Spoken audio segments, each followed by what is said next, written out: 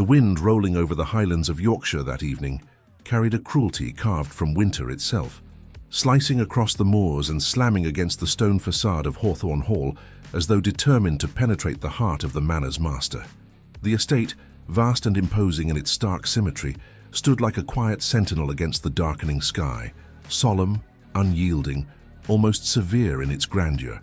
It was a perfect reflection of the man who commanded it. The Earl of Ravenshire, Alistair Hawthorne, walked through his corridors with the rigid posture of a soldier and the impenetrable composure of a judge. Tall, meticulously groomed, and dressed in a dark coat that fit him with military precision, he carried an air that struck silence into whichever room he stepped. There were rumors, many of them whispered by trembling voices, that the Ruthless Earl had never once smiled in public since returning from the Peninsular Wars. Others insisted his heart had been left somewhere on a battlefield in Portugal, buried beneath the shouts and gunpowder of his youth. Whatever the truth, no servant would dare to ask. Hawthorne Hall moved around him with respectful quiet, as though the entire house understood that disrupting his thoughts might be dangerous. But on that evening, the Earl was not looking for silence. He was looking for his wife, Lady Eleanor. More difficult to face than any adversary, more unpredictable than the battlefield, more quietly devastating than any political rival. She had become, without ever intending, the only person whose opinion mattered to him, though he would have rather sliced off his own hand than admit it aloud. As he walked through the dim corridor of the East Wing, her wing, his boots echoed softly on the polished floors, though even their sound seemed muted, restrained, as if the house itself feared intruding on the tension simmering within him. Light flickered along the walls from the golden sconces, casting shifting shadows across his face, sharpening the already severe angles of his jaw. He paused before the door of the music room when he heard it. A melody, tentative at first, drifting like a fragment of memory. It was soft, melancholic, almost fragile. Each note fell with a bittersweet resignation that pierced deeper than any blade could. She was playing the piano. He lingered, hand resting against the carved wood of the door, unwilling to enter, yet unable to leave. The melody wrapped around him, drawing tight. On a part of him, he had long believed numb. Music had never moved him, not as a boy, not as a man, and certainly not as an earl with the weight of lands and a name to uphold. But something in those delicate notes held a pain he recognized too well. A quiet ache, a silent goodbye, and goodbyes always unsettled him. Taking a slow breath, one that almost trembled despite his attempts at control, he pushed the door open. The warmth of the music room enveloped him immediately. Soft candlelight from several candelabras painted the wooden floors in amber hues, reflecting faintly on the polished piano. Through the tall windows, the storm raged outside, beating rain furiously against the glass. Eleanor sat at the instrument, her back straight, her posture elegant yet weary. Her reflection in the oval mirror above the piano revealed her expression, serene, but with a sadness so deep it seemed stitched into her very breath. Her chestnut hair was arranged loosely, strands escaping to frame her face, giving her an air of gentle vulnerability that always inexplicably made something in him tighten. She did not turn when he entered, or perhaps she knew he had come and simply no longer wished to acknowledge it. Alistair approached with the measured steps of a man accustomed to commanding attention, yet for the first time in years he felt uncertain, as though he were intruding in a space that no longer belonged to him. He stopped beside the piano. "That melody," he said, his tone low, composed but with an undercurrent he could not entirely conceal. "I do not recognize it." She continued playing for several seconds, neither hurried nor interested in his presence. When the final note at last faded, she allowed her hands to rest gently on the keys, shoulders still and breath quiet. "It is not a melody," she replied, without looking at him. Her voice was soft but steady. "It is a thought." The word struck him in a place he rarely allowed anyone to reach. A thought. Her thoughts had once been shared with him, hesitantly at first, then openly, tenderly, during the early days of their marriage when he had allowed himself to believe that companionship was possible, that peace was possible, that he, even with all his scars, could be a husband of some worth. But those days had slipped through his fingers, and he had been too proud or too broken to reach for them again. He studied her carefully now, noting the slight tension in her jaw, the faint quiver of her fingers as she withdrew them from the piano. "You have been distant," he said at last, the accusation slipping out sharper than intended. She finally rose from the bench, slowly, gracefully, like someone carrying a weight unseen. "And you have noticed," she replied, a quiet astonishment in her tone, as though she had long believed her absence would pass unnoticed. Her eyes lifted to his. It struck him, a blow, swift and merciless, because her eyes, those warm, expressive eyes that once sought him even in crowded rooms, were now cold, detached, the way one might look at a stranger, or worse, a disappointment. He felt a strange tightness in his chest, but mastered it instantly, wearing his customary mask of aristocratic indifference. "You spend less time in my company," he said, choosing his words carefully, deliberately. "Less time in this house." Her lips curved into a faint, bitter smile. "In your company," she repeated, almost whispering. "Alistair, you have not truly been present in this marriage for months." His jaw flexed. He despised accusations. He despised being wrong even more. And the worst part, she was right. He had drifted away, into work, into politics, into the comfort of silence, into anything that kept him from confronting the parts of himself he did not wish to show her. But he could not say that. Pride forbade it. "What would you have me say?" he asked, his voice restrained, almost painfully controlled. She looked at him as though searching for a man she could no longer find. "Say something real," she murmured. "For once.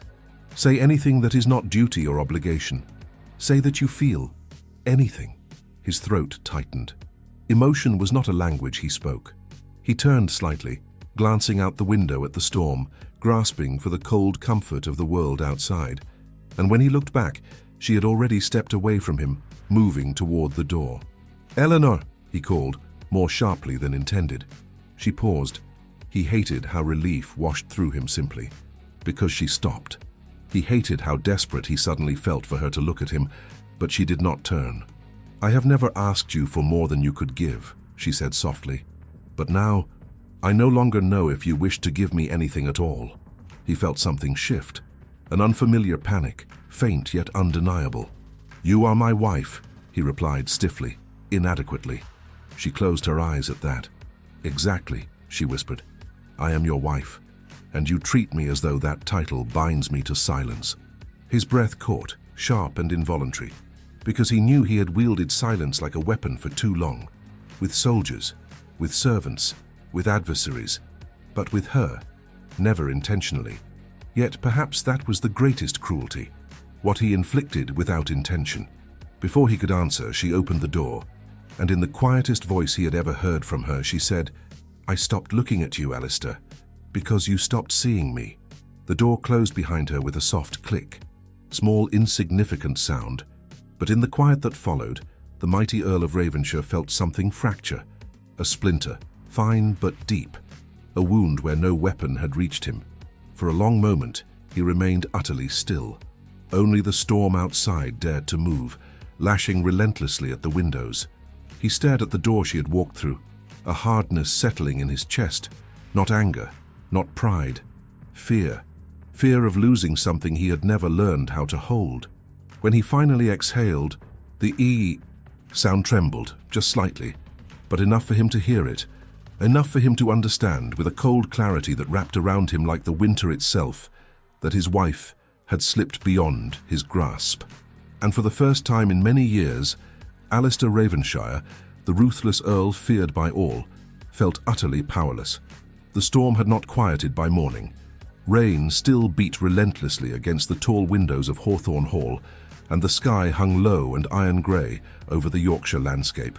Alistair stood before the mirror in his dressing room, fastening the last button of his waistcoat with rigid, deliberate movements. His reflection stared back at him, colder than the glass, harsher than any truth he dared examine. Behind those grey eyes lived a man no one saw, and yesterday, for the first time in far too long, he had allowed Eleanor to see the slightest crack. He despised himself for it. Yet, he had not slept. He had paced his room for hours after she left the music room, restless, silent, haunted by the echo of her voice. "I stopped looking at you because you stopped seeing me." He had repeated the words in his mind until they attached themselves to something deeper, something he did not want to reach. When he finally descended the stairs that morning, the house felt different, not emptier but watchful, as though every servant sensed that something had shifted in the hierarchy of silence that ruled Hawthorne Hall. He found Eleanor in the breakfast room, a simple room by aristocratic standards, sunlit, delicately decorated with a view of the gardens now soaked by rain. She sat beside the window, a cup of tea untouched before her, eyes lost in the grey morning outside. Her posture was calm, and from a distance she could have appeared serene, but he had learned to see her more clearly than he pretended. Her shoulders carried a stiffness that made something in him recoil. She didn't look at him when he entered. That, more than anything, struck him. There were moments in their marriage, a laugh shared at a dinner party, a brush of her hand on his arm, a quiet evening reading by the fire, when he had caught her watching him, not with fear or expectation, but with hope, a hope he had allowed her to nurture, and a hope he had then crushed slowly, silently, unintentionally. He poured his own tea and sat opposite her. Several seconds passed. He waited for her eyes to lift. She did not oblige. It unsettled him more than he cared to admit. "You are awake." "Early," he said, forcing a tone of polite normalcy. "Yes," she murmured, her voice barely rising above the rain outside. "You slept poorly?" he asked. "I did not sleep at all." He stiffened, fingers tightening around the porcelain cup. His instinct was to respond with logic, with the cold efficiency that had served him well in every negotiation, every battle, every political dispute. But logic was useless here, so he said nothing. She finally glanced at him, but the look was brief, too brief for his pride to find solace in it. "You needn't pretend concern, Alistair," she added softly. The words hit him with a sharper sting than anything she had said the night before. "I do not pretend," he replied, perhaps too quickly. She sighed, a delicate exhale that carried resignation rather than irritation. "You may not intend it, but your silence feels like pretense." Silence. His oldest ally, now turned traitor. He leaned back in his chair, a muscle twitching in his jaw. She did not know, could not know, what silence meant to him, what it had once protected him from, what it still shielded. "You think I am unfeeling," he said. "I think you are afraid to feel," she corrected. Something cold and sharp unfurled in his chest at that. Fear. That word again. He rose abruptly, needing movement, needing space to breathe. The chair scraped against the floor. Eleanor flinched, not in fear, but in weariness. That was worse. He turned his back to her. "Eleanor," he paused, unable to continue, because the next words lay in territory he had not crossed in years. She waited, patiently, painfully patient, but he could not speak of the past. Not now. Not when the wound still lived beneath the surface, as raw as the day it was carved into him. Instead, he asked, "Will you be at home this afternoon?" "I have planned a visit to the orphanage in Ravenshire," she replied. He tensed, not because of the destination, but because she hadn't mentioned it to him earlier, because once she had shared every little thing, because once she had looked at him as though his presence mattered even in trivial details. Now she moved through her days independent of him. "And after that?" he asked. "After that," she said, finally meeting his eyes with a gentleness that left him aching. "I do not know." The uncertainty in her voice unsettled him more than any threat he had faced in Parliament. "Eleanor," he began, softer now, "I did not intend—" "I know," she interrupted, not with anger, but with a calmness that cut deeper. "You never intend to hurt, but it happens all the same." She stood, smoothing her gown. When she walked past him, her perfume, a subtle blend of jasmine and rosewater, lingered painfully in the air. She used to smell like comfort. Now she smelled like distance. He almost reached for her arm. Almost. But his hand froze before he made contact. Pride, fear, habit. They chained him, and she left the room without looking back. Again. After she disappeared down the corridor, Alistair exhaled sharply, a sound halfway between frustration and despair. He had faced French armies without blinking, had walked into fire and returned unshaken, had commanded men with iron words. But one woman's quiet disappointment tore through his armor as nothing else ever had. He left the breakfast room and walked to his study. The room was dark, despite the hour, the curtains drawn halfway. Papers lay neatly on his desk. Correspondence regarding estate matters, political invitations, financial reports. Work waited for him as it always did, loyal and predictable. But his mind would not settle. Against his will, memories stirred. A different morning, a different woman, a different life. He had been 22 when he first understood what it meant to lose someone he cared for. Her name had been Margaret Elwood, a general's daughter, sharp-minded, warm-spirited. During those brief months before the war consumed everything, she had been the only person who ever coaxed laughter. From him. She died in Lisbon. She died in his arms. She died believing he would return to her, and he never forgave himself. He closed his eyes, jaw tightening with old, familiar pain. He remembered the blood on his hands, the coldness of her skin, the last breath she exhaled, a sigh of trust he never deserved. Silence had protected him after that. Silence had been his refuge. Silence had been his armor. And then Eleanor came into his life. A marriage arranged, yes, but she had surprised him. With her compassion, her quiet courage, her tenderness, she had asked for nothing but presence, nothing but truth, nothing but the one thing he could not give. He had tried at first, tried to be a husband, tried to be the Earl she believed he could be. But old wounds bleed even when unseen. He opened his eyes. That pain, Margaret's death, the guilt he carried, sat like stone inside him. It was what held him back from Eleanor, what tightened his throat when she asked for real words, what kept him stiff and guarded every time she reached for him. He could not endure losing someone again, so he had ensured distance, so he had ensured she would not become precious, so he had ensured she could not break him. But she had, quietly, slowly, irrevocably. He moved to the window, staring at the unending rain. He should have told her everything. He should have explained why silence was his refuge. He should have said that every time she approached his heart, he heard the last breath of another woman whisper through his grief. But men like Alistair did not confess pain. They endured it, they buried it, they let it rot inside. He remained there, immobile, for nearly an hour. When he finally left the study, he found himself moving without purpose, until he reached the entrance hall just as Eleanor's carriage was being prepared. She emerged from the corridor wearing a deep blue cloak, her hair pinned neatly, her expression composed. The footman bowed. She walked past him with a polite nod. Not cold, not cruel, just indifferent. It terrified him. He stepped forward. "Eleanor." She paused, her lips parting in the faintest echo of the woman who once waited for him to share himself. He swallowed, fighting the barricade inside him. "Return safely," he said. A simple wish. A stupid one. Her eyes softened for a fraction of a second, enough to remind him of what he had once been offered. "I always try," she whispered. And then she left, stepping into the carriage as though stepping out of his life. The horses pulled away, wheels splashing through the muddy path, and Alistair felt a coldness settle over him that had nothing to do with the weather. He watched the carriage disappear. He did not move, not when the rain worsened, not when the servants retreated in silence, not when the world continued as though nothing inside him had changed. He stood there, motionless, holding an ache he had spent years pretending he did not possess.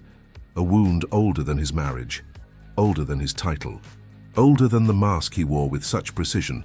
And slowly, painfully, he understood. Eleanor was not leaving him out of anger. She was drifting away because he had taught her to, and one day soon, she might not return.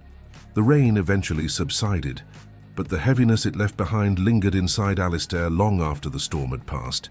Hawthorne Hall, usually so orderly in its silence, felt hollow as though the walls themselves sensed the fracture widening between the Earl and his wife. Every distant footstep, every faint rustle of the staff's duties, echoed with an unfamiliar discomfort he could neither name nor ignore. Eleanor returned late that afternoon. He heard her carriage before he saw her, wheels crunching over the wet gravel, the horses snorting through the chill air.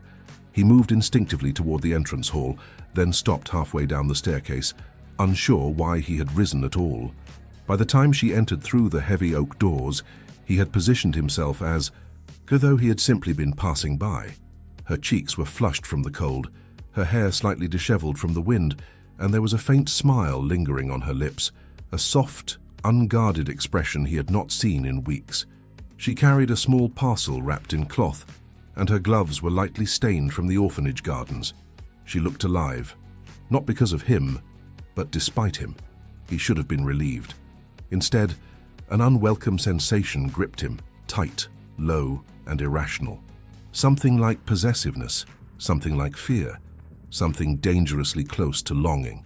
"Did the visit go well?" he asked, aiming for casual indifference. "It did," she replied, and for the first time that day, she met his eyes directly. Her smile, though gentle, did not reach them fully. The children seemed in good spirits. He nodded, unsure what else to say. How did one speak to a woman who had once looked at him with affection, and now regarded him with polite distance? He wanted to hold her gaze. He wanted to ask her why she smiled for strangers but not for him. He wanted to undo years of silence with a single confession. Instead, he stepped aside, letting her pass.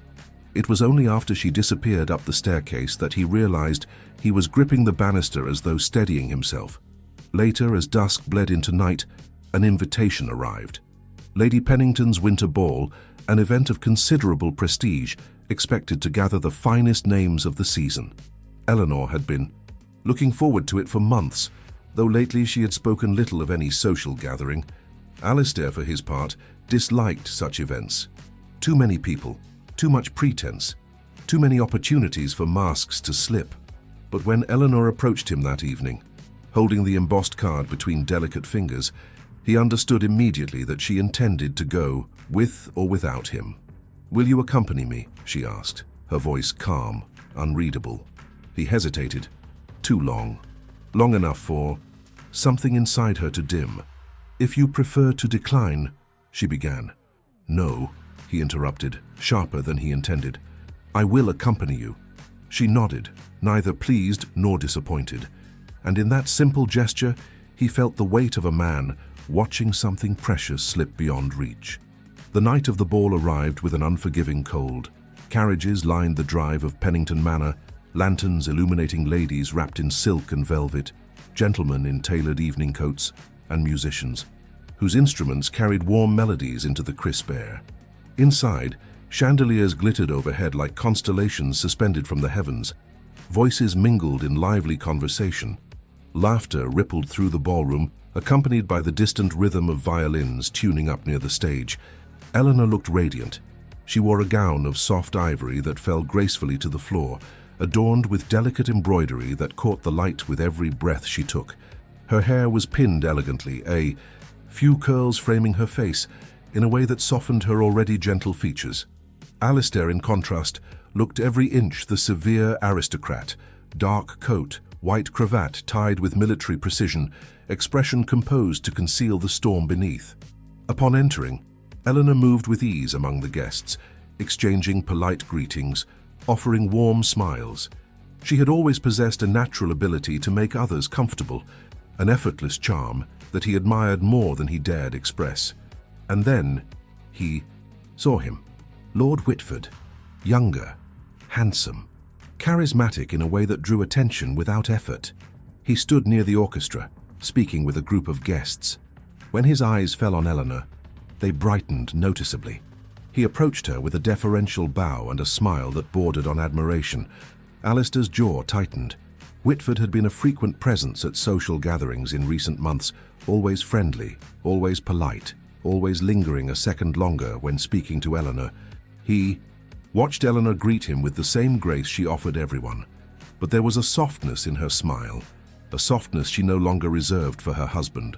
Whitford extended his arm. "Lady Ravenshire, may I request the honor of the first dance?" Alistair felt something cold and violent twist inside him.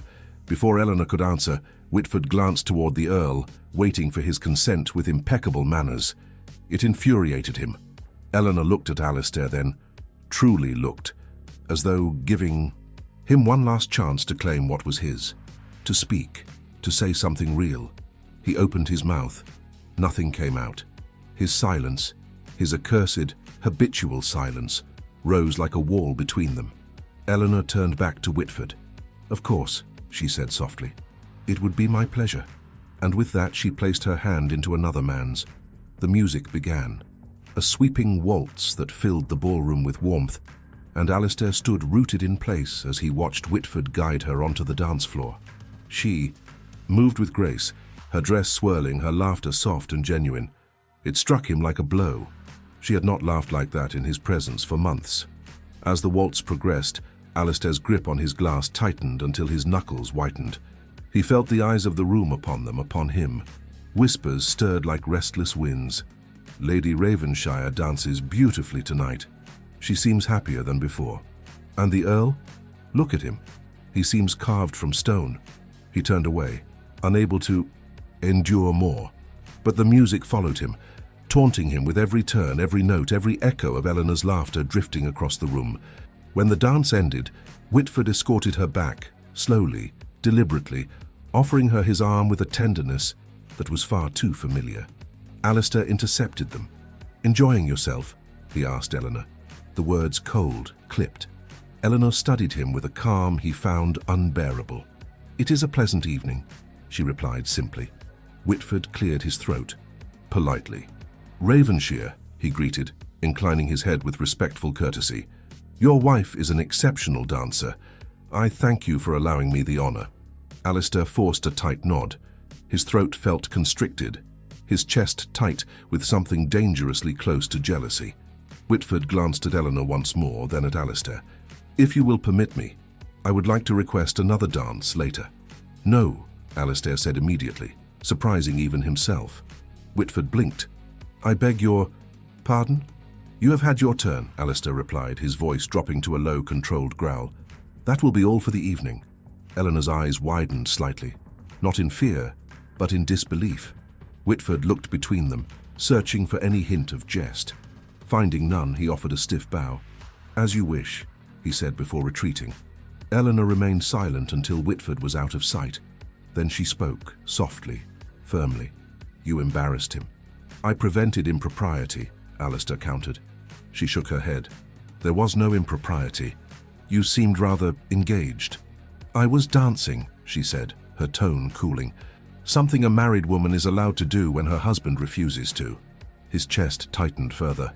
"I do not refuse," he said, though his voice lacked conviction. "When was the last time you danced with me, Alistair?" He had no answer. Her expression softened, but not with tenderness, only sadness. "You push me away, and then you resent me for filling the emptiness you created." He felt the words strike deep, but before he could respond, she stepped back. "I need some air," she murmured. She walked toward the terrace doors, disappearing into the moonlit garden outside. The cold night air swept in for an instant before the door closed behind her. Alistair remained where he was, fighting a torment he had never allowed himself to acknowledge. The jealousy he felt was not petty. It was primal, a raw, burning fear that another man could see her, really see her, while he stood paralyzed by pride. When he finally exited into the garden, he found her standing alone beneath a stone archway, wrapped in the soft glow of lantern light. Her breath rose in little clouds against the cold night, and her hands were clasped before her, as though she were holding herself together. He approached slowly. She did not turn. He stood beside her, staring at the same moonlit gardens. After a long silence, she spoke. "Do you know what hurts most?" she asked. He swallowed hard. "Tell me." "You look at me," she whispered. "And yet, it feels as though you see everything except me." He closed his eyes briefly, as though bracing for an impact. "Eleanor, no," she interrupted gently. "Do not say my name unless you mean to change something." Something inside him cracked, but he could not break further. Not yet. Not in front of her. She exhaled softly, wrapping her arms around herself. "I cannot continue like this," she murmured. And before he could respond, before he could, tell her that jealousy had revealed to him just how deeply he had already lost her. Lady Pennington swept into the garden to retrieve a guest. Eleanor stepped back. Alistair's last view of her before she returned to the ballroom was of a woman who no longer belonged to him, not because she wished for another, but because she wished for a husband who dared to hold her. He remained in the cold long after she left, because the warmth of the ballroom was nothing compared to the fire consuming him from within. The return from Lady Pennington's ball was made in a silence so sharp it felt like a blade pressed between them. Eleanor sat on one side of the carriage, turned slightly toward the window, her face partially illuminated by the occasional flicker of lantern light from the passing road. Alistair sat opposite her, hands clasped tightly, fighting the instinct to speak, but unable to form the words that might undo the damage he himself had deepened. Every turn of the wheels echoed like a judgment. He had watched her dance with another man. He had watched her smile, not at him, but at someone who had not earned her smile, who had not carried her pain, who had not lived beside her silence. And he had reacted without thought, driven by jealousy and an old wound he refused to name. He wanted to apologize, he wanted to explain, but explanations required vulnerability, and vulnerability required the courage to open a wound he had spent years burying. Finally, Eleanor broke the silence. "I did not expect you to embarrass Lord Whitford," she said, her voice quiet but not timid. "That is not your nature." He stiffened. Her calmness unsettled him more than anger would have. "I will not apologize for protecting what is mine," he replied. Her brow creased faintly, not with indignation, worse, with disappointment. "Alistair, I am not a possession." He looked at her sharply. "No, you are my wife. That word means different things to us," she murmured. Her voice was not sharp. It was soft, almost weary. And somehow that softness wounded him more than any accusation. He leaned forward slightly, his tone cold but trembling with something he refused to acknowledge. "Do you deny that Whitford seeks more than polite conversation?" "I deny nothing," she answered, meeting his eyes fully. "But I also deny that you have the right to be jealous of something you have never valued." His breath caught. For a moment, he forgot to speak, forgot to breathe. Her gaze dropped to her hands, folded neatly on her lap. "I tried, Alistair," she continued, each word a quiet blow. "For so long, longer than you know. I tried to make you see me, to make you feel safe with me. But you live behind walls I cannot reach." He turned away, jaw tightening. "Those walls protect us both. They isolate us both," she corrected. A harsh truth, one he did not want to hear.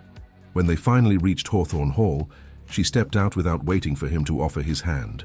He watched her ascend, the steps before him, her posture composed, her movement steady, yet he could feel the distance widening with every step she took.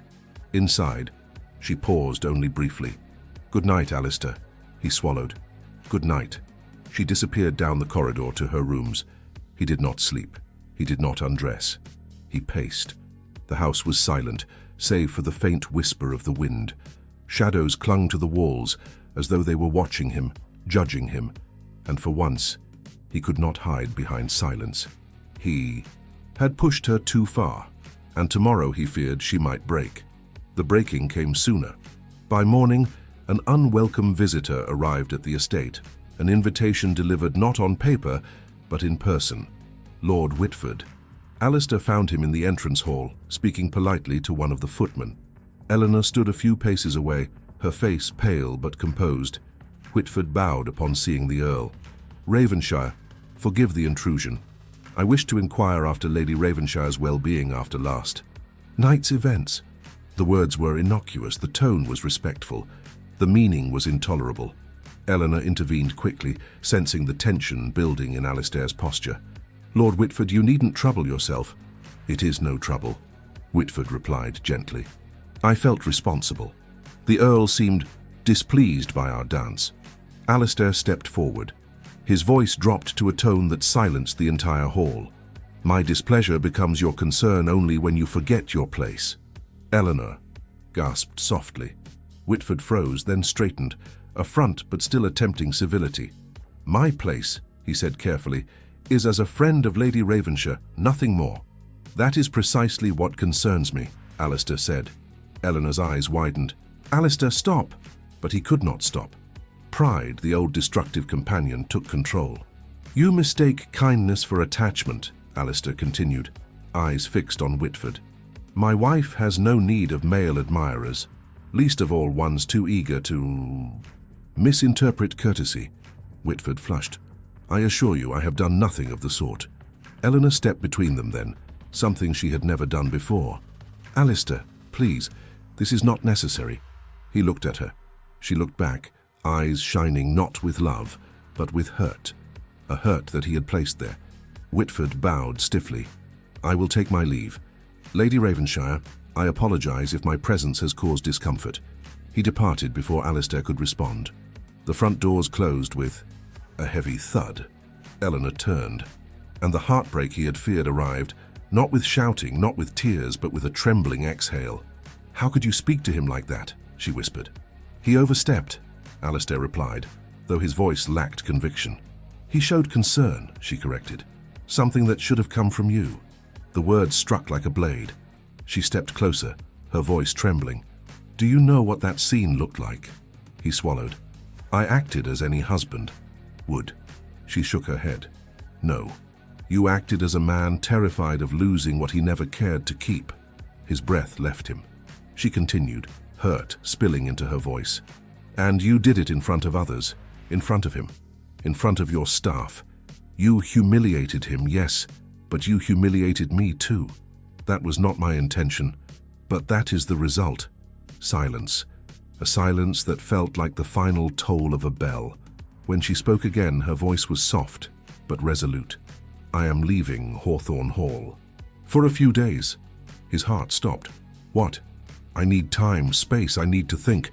He stepped forward instinctively. "No."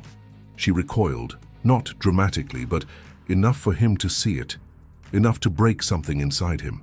"This house has become suffocating," she whispered. "Not because of its walls, but because of what you will not say, what you will not feel, what you will not allow." "Eleanor." "No," she said again, quieter. "Do not say my name as though it will make me stay."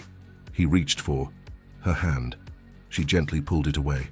The rejection, so subtle, so polite, so devastating, felt like being struck across the face. He forced himself to breathe. "Where will you go?" "To my mother's, only for a short while." "A few days." It might as well have been a lifetime. "You would leave this house?" he asked, voice barely audible. "Leave? Me?" Eleanor looked at him, and in her eyes he saw all the love she had once offered, and all the hurt he had caused by refusing it. "You left me long before I ever thought of leaving you," she whispered. He flinched, actually flinched. She stepped back once more. "I will return," she said softly, "but I do not know what remains to be repaired when I do." Then she walked past him. He remained frozen, breathing shallowly, as footsteps echoed up the staircase, followed by the distant sound of a door closing. He stood there long after she was gone. The ruthless Earl, feared by all, brought to his knees not by war, not by politics, not by any enemy, but by the quiet, trembling resolve of the woman who had once looked at him with devotion, and whom he had pushed into silence. He swallowed hard, teeth clenched, heart pounding painfully. For the first time in years, he felt a terror so deep it stole the breath from his lungs. Not the terror of loss, not the terror of vulnerability, but the terror of realizing he had caused the very thing he feared most. He had driven away the only person who could have saved him. The morning Eleanor left Hawthorne Hall, the sun rose weakly over the Yorkshire hills, its pale light struggling to break through the heavy clouds. The house was unnervingly still, as though holding its breath. The footman moved quietly, avoiding the Earl's gaze, and Mrs. Winfield, the housekeeper, issued orders in hushed tones, so as not to disturb the fragile tension hanging in the air. Alistair descended the staircase just in time to see Eleanor standing in the entrance hall, her small travel trunk beside her. She was wrapped in a dark blue cloak, her hands clasped tightly in front of her. Her face was composed, too composed, and her eyes, though steady, seemed to hold a storm he had helped create. He froze on the last step, breathing shallowly. She turned at the sound of his boots on the marble, and for a fleeting moment, The familiarity of her expression softened something inside him, but just as quickly she lowered her gaze, as though afraid that meeting his eyes would weaken her resolve. "You are leaving now," said, his voice low, thick with something he refused to identify. "Yes," she murmured. "The carriage is ready." He took one step toward her. "Eleanor, this is unnecessary." "It is absolutely necessary," she replied, and though her voice was calm, he detected the faint tremor beneath it. "I cannot breathe in this house, Alistair. Not when every room reminds me of what we do not say." He felt the words slice through his composure. "You are my wife." Her chin lifted slightly. "A wife you do not speak to. A wife you do not confide in. A wife you are jealous of only when another shows her kindness." A muscle in his jaw tightened. "I have never neglected my duties toward you." She let out a breath that sounded like the shattering of a final hope. "But Alistair, I did not marry your duties." He opened his mouth, then closed it again, because every word he tried to form felt inadequate, unworthy, too small to carry the weight of what he needed to say. Instead, all he managed was a stiff, "How long will you be gone?" "Only a few days," she answered softly. He nodded, but the gesture felt hollow. He sensed it. This was the beginning of something he feared he would not be able to stop. The footman opened the door. Cold winter air swept into the hall. Eleanor reached for her gloves and began pulling them on with slow, deliberate movements. Then, without looking at him, she said, "Goodbye, Alistair." The formality of her tone, the polite, distant note, struck him harder than any anger. "Could have." He stepped closer, voice tight. "Eleanor, wait." She paused but did not turn around. He wanted to tell her everything. Everything he had buried. Everything he feared. Everything he regretted. He wanted to tell her about Margaret, about the day a dying woman had breathed her last in his arms, about the promise he failed to keep, about the guilt that clung to him like a shadow. But fear held him still. Fear of the past. Fear of the truth. Fear of breaking in front of her. Fear of loving her. And so he said nothing. Absolutely nothing. She closed her eyes for a brief moment, as though praying he would stop her with words he could not speak. And then she stepped out into the cold morning. The carriage door closed. The horses lurched forward, and the Earl of Ravenshire watched his wife leave him. Not with anger, not with vengeance, but with heartbreak. He remained standing there long after the carriage disappeared down the drive, his chest clenched with a pain he had never felt before, not even on the battlefield. For the first time in years, Hawthorne Hall felt unbearably empty. He turned away from the door, his composure cracking. He retreated into his study and closed the door behind him, leaning heavily against the wood, as though the weight of it could hold him together. But it could not. The silence inside the room felt colder than the winter outside. He crossed to the fireplace and pressed both hands against the mantel, bowing his head. The truth he had, avoided for years, crashed into him. He needed her, he loved her, and he had never told her. The word, love, felt foreign, sharp, unwelcome.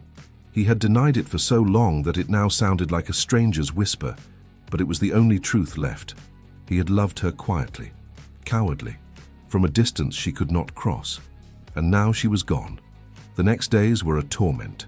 The house carried her absence like a wound. Her laughter no longer drifted through the corridors. Her footsteps no longer echoed down the staircase. The music room remained silent, the piano untouched. Even the scent of her, jasmine and rosewater, seemed to fade from the rooms faster than he could bear. Each evening, he found himself wandering the halls aimlessly, pausing in doorways she once filled with warmth.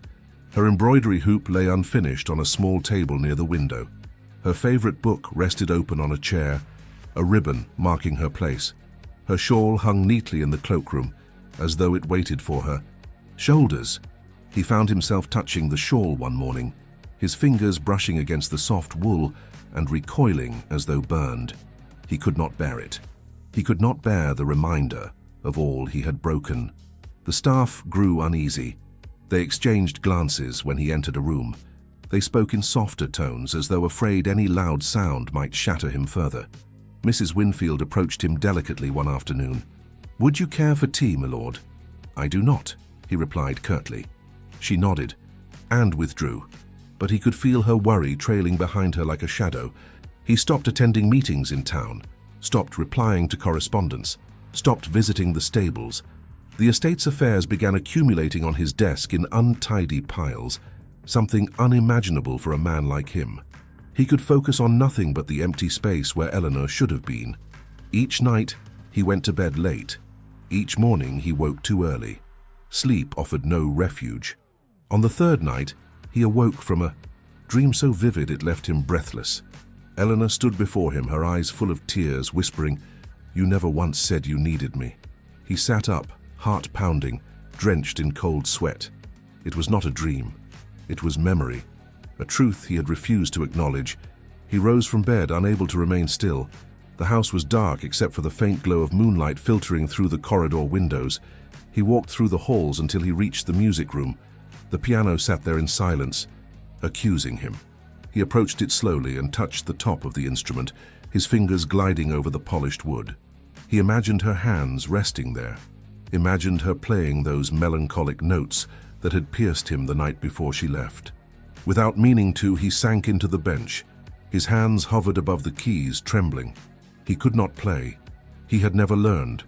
But he pressed down on one note, a single low tone that resonated in the quiet room. The sound was lonely, empty, unfinished, just like he was. He remained there until dawn. By the fifth day, the estate steward approached him with concerns. "My lord, there is a matter requiring your decision regarding the northern tenants."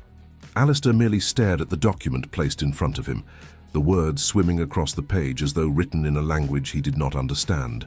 The steward cleared his throat. "My lord, perhaps you should rest, or take a trip to London to clear your mind." London. He had not considered it. The city held too many memories, most of them political obligations he loathed.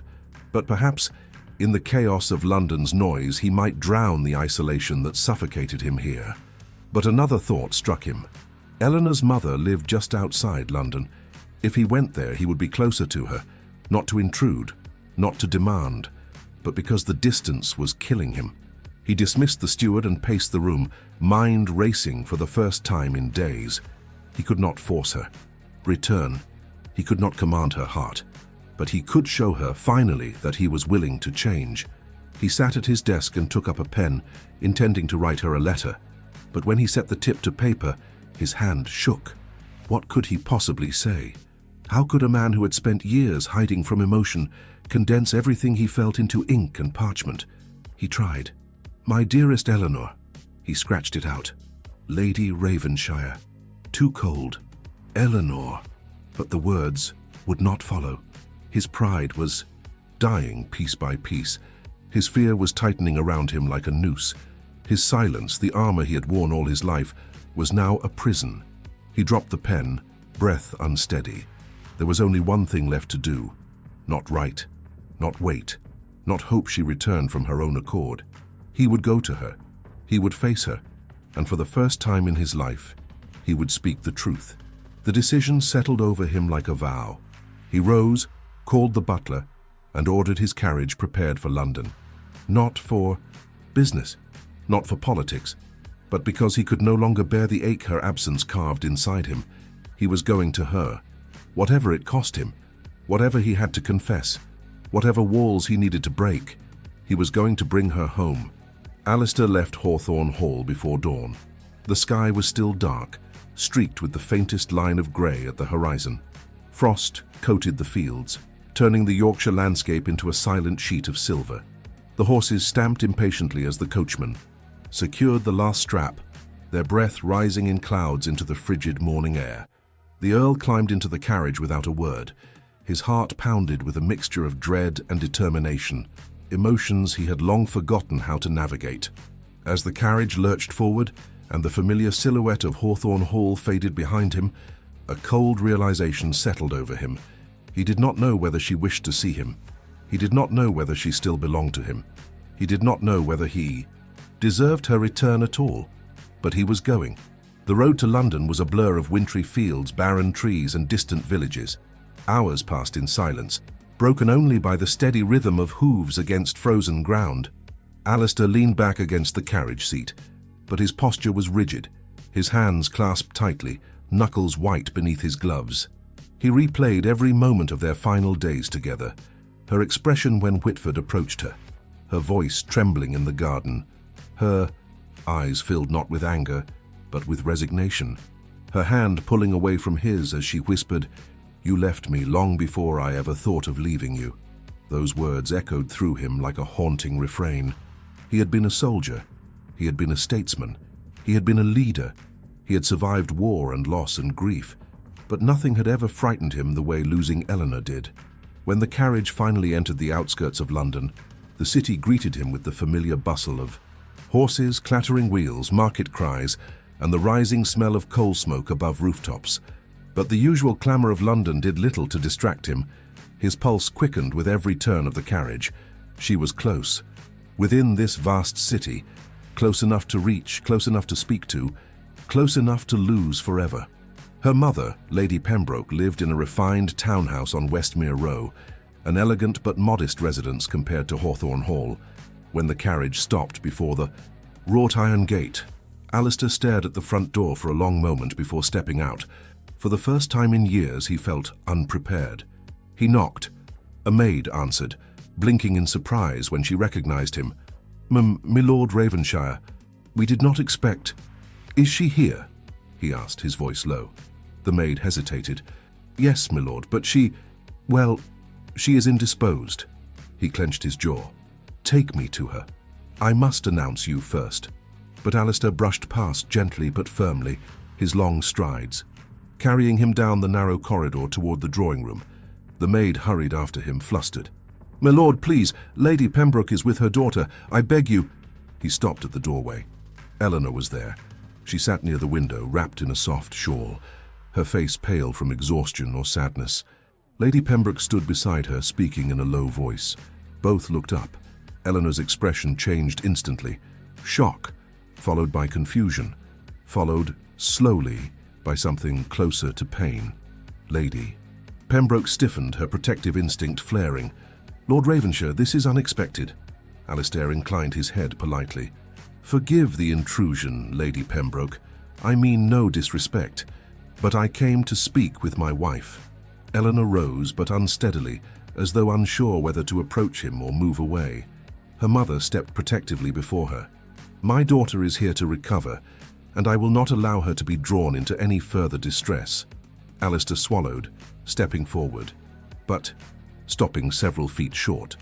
"I came to make amends," he said, his voice resonating with a sincerity that startled even him. Lady Pembroke studied him with a sharp, experienced gaze. "Words are easy, my lord. My daughter does not need words. She needs peace." Eleanor gently placed a hand on her mother's arm. "It is all right." She looked at Alistair with measured calm. "If he came all this way, let him speak." Lady Pembroke reluctantly stepped aside. Alistair inhaled deeply, steadying himself. The room felt unbearably small. "Eleanor," he began, his voice low, "I know I have no right to ask for your forgiveness, but I need you to understand." She lifted a hand, silencing him. "No promises, Alistair. No declarations you cannot keep." He nodded. "I will speak only the truth," he said. She did not step closer. She did not soften. She simply stood and waited. And for the first time in his life, he felt fear, raw, human, humiliating fear, press against his ribs. "It is not jealousy of—" "Whitford," he began. "It is fear, a fear I have carried for far too long." Her brow furrowed slightly. "Fear? Of what?" He exhaled shakily, the truth catching in his throat. "To lose you," he said. Eleanor's breath caught, but she said nothing. He continued, fighting the weight that pressed on his chest. "Years ago, I lost someone I cared for. Someone who deserved more than I could give. She died, and afterward, I built walls to survive." Eleanor closed her eyes briefly, as though absorbing the blow. "I never meant to bring those walls into our marriage," he continued, "but I did. I kept you at a distance because I feared losing you the way I lost her. I feared opening my heart only to watch it be destroyed again." There was a long, agonizing silence. Eleanor finally spoke, her voice barely audible. "You could have told me. He nodded, shame washing over him. "I know. You could have trusted me," she murmured. "I know. You could have let me in." Her voice trembled now. "Instead, you left me alone in a marriage where I was meant to be your partner." He stepped closer, just one step. "Eleanor, I never wanted you to feel alone. But I did." She looked directly at him, and her eyes shone with unshed tears. "Every day." He flinched. Her voice strengthened. "You speak of fear, but you were not the only one afraid. I was afraid too. Afraid of loving someone who would never love me in return." His chest constricted painfully. "You believed that? What else was I to all?" "Believe?" she whispered. "Your silence crushed me. Your distance hollowed me. Your pride made me invisible." His breath shook. He reached for her then, slowly, as though approaching a frightened animal. But she stepped back. "Do not touch me," she said quietly. "Not until I understand whether this change is real." He let his hand fall. Lady Pembroke watched silently, arms crossed, judgment in her eyes. Eleanor continued, still calm but firm. "I do not want grand confessions, Alistair. I do not want apologies you do not understand. I want action, proof, consistency."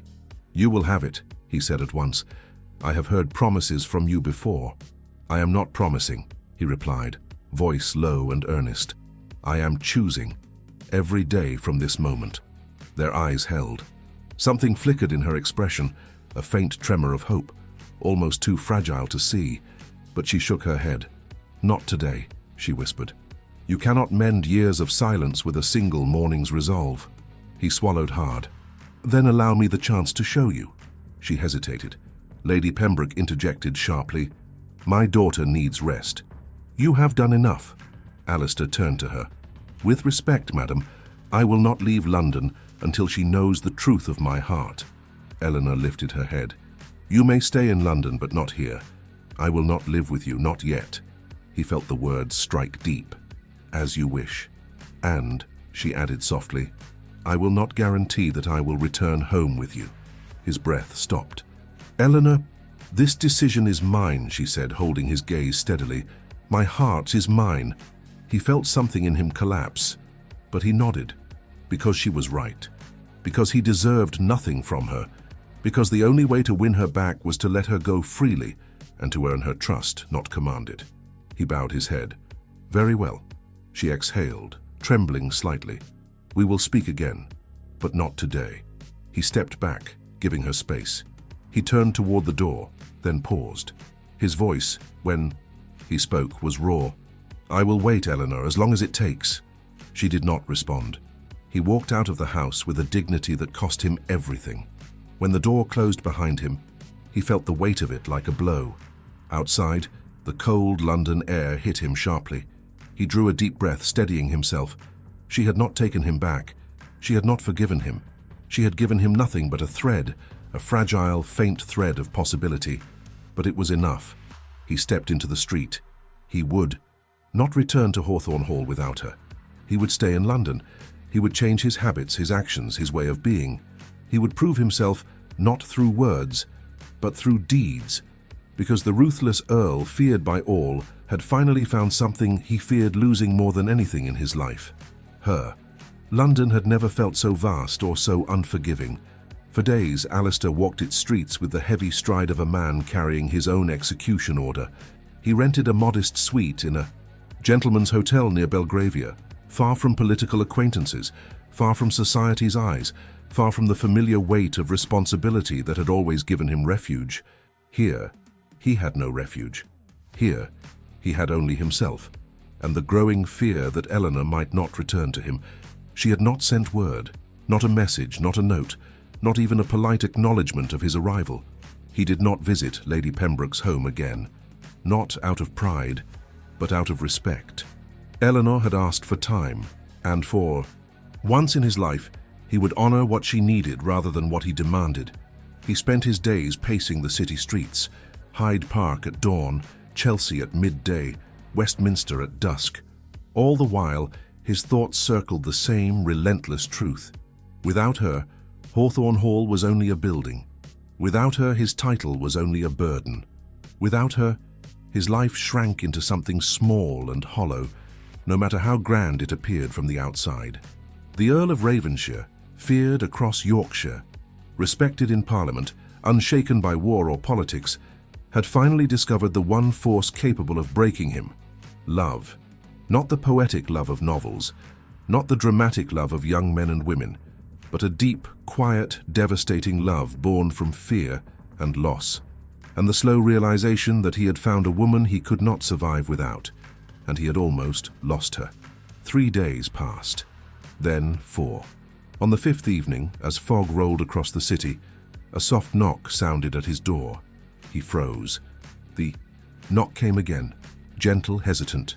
He opened the door, and there she was, Eleanor, standing in the dim glow of the hallway lamp, wrapped in a pale shawl, her cheeks flushed from the cold night air, her hands clasped nervously before her.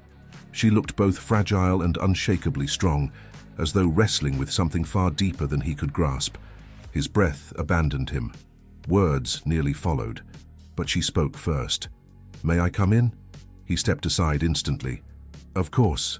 She entered slowly, her eyes sweeping the small room, the fireplace, the single armchair, the untouched piles of correspondence on the desk. Alistair stood near the door, uncertain whether to approach her or keep his distance. She removed her gloves with trembling fingers. "I have been thinking," she began, her voice soft but steady, "about us, about everything." Alistair's heart pounded so violently, he wondered if she could hear it.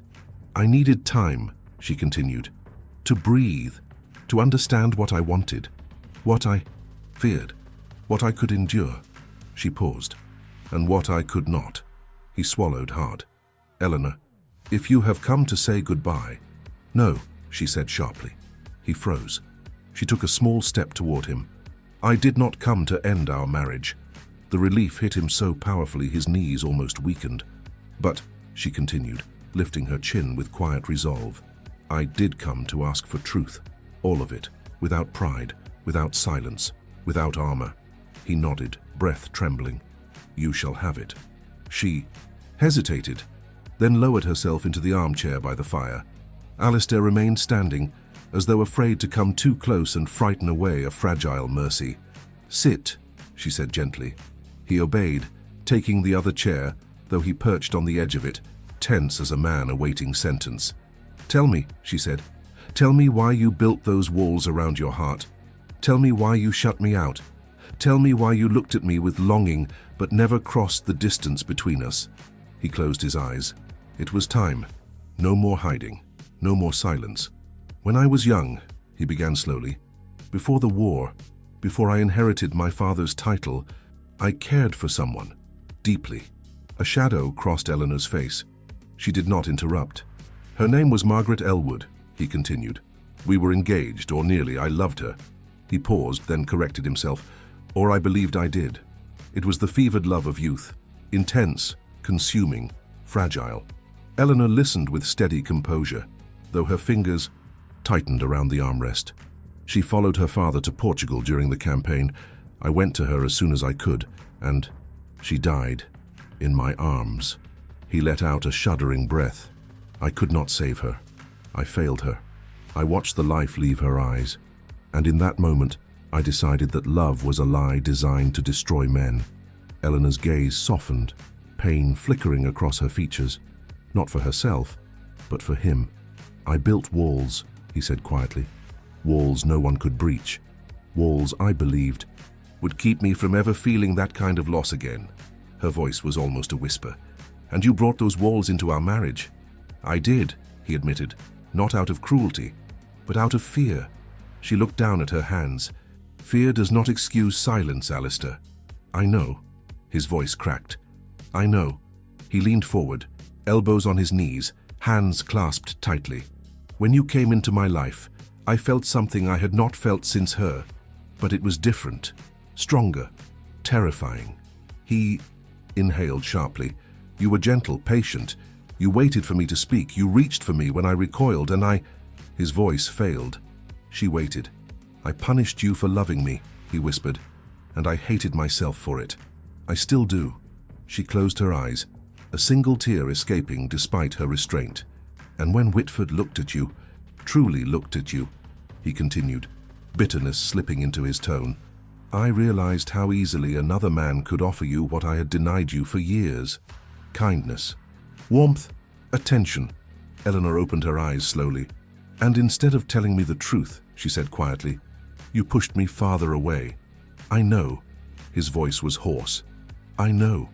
I made every mistake a man could make." He rose abruptly, the confession too weighty to contain while sitting. He paced once, then stopped in front of the fireplace, staring into the flames. "I came to London to reclaim you," he said, turning toward her, "but I have realized something these last days." She looked up at him, waiting. "I do not want to reclaim you." He paused. "I want to deserve you." Her breath trembled. He stepped toward her, slow, deliberate steps. Not as an earl, not as a man accustomed to command, but as a man stripped of all pride. When he stood before her, he knelt. The Earl of Ravenshire, feared by all, knelt before his wife. Her breath caught in her throat. "Eleanor," he said, voice breaking, "I cannot promise to never falter. I cannot promise that fear will not grip me again. But I can promise you this. If you return to me, if you give me another chance, I will spend every day proving that you are the center of my life. Not through grand declarations, but through action, through presence, through honesty." Her lips parted, trembling. He continued, "I will not be the man I was. I cannot be. And if you walk away now, I will not stop you. I will not bind you to a title or a duty or a broken man trying to mend himself." Tears welled in her eyes. "But if you stay," he whispered, "I will love you quietly, fiercely, faithfully, for as long as I have breath." Silence bloomed between them, a silence unlike any they had known. Not cold, not distant, but full, heavy, alive. Eleanor slowly stood, staring down at him. Her tears fell freely now, soft, silent tears that made something inside him shatter. She reached out. Her fingers touched his face, gently, reverently, as though touching something she had thought lost forever. "Oh, Alistair," she whispered, her voice trembling, "that is all I ever wanted. Not perfection, not certainty, just you, as you truly are." He closed his eyes, leaning into her touch. She stepped closer and lowered herself to kneel before him. Their foreheads met. For a long moment, neither spoke. They simply breathed the same air, the same trembling relief. Finally, Eleanor cupped his face in both hands. "Yes," she whispered. "Yes, Alistair, I will come home with you." He exhaled sharply, a breath that sounded like a man returning from war. She continued softly, "But you must keep speaking, keep reaching, keep choosing us. Do you understand?" He nodded against her forehead. "I do. And you must let me love you," she murmured. "Fully, without restraint, without walls." He swallowed. "I will try." "You will succeed," she whispered, "because now you know what it costs to lose me." He pressed his forehead more firmly to hers, the emotion in his chest overwhelming him. "I will never lose you again." She leaned into him, her arms slipping around his shoulders, and he pulled her into a trembling embrace, an embrace that felt like the beginning of a new life. Outside, London fog curled around the lampposts like ghostly ribbons. Inside, in that modest room, two broken, flawed, silent hearts found one another again, not through grand passion, but through truth and tears, and a confession long overdue. They stood together, hands intertwined, and for the first time since their marriage began, the Earl of Ravenshire looked at his wife, truly looked, and she looked back, not with fear, not with disappointment, but with a love that promised a future neither had dared imagine.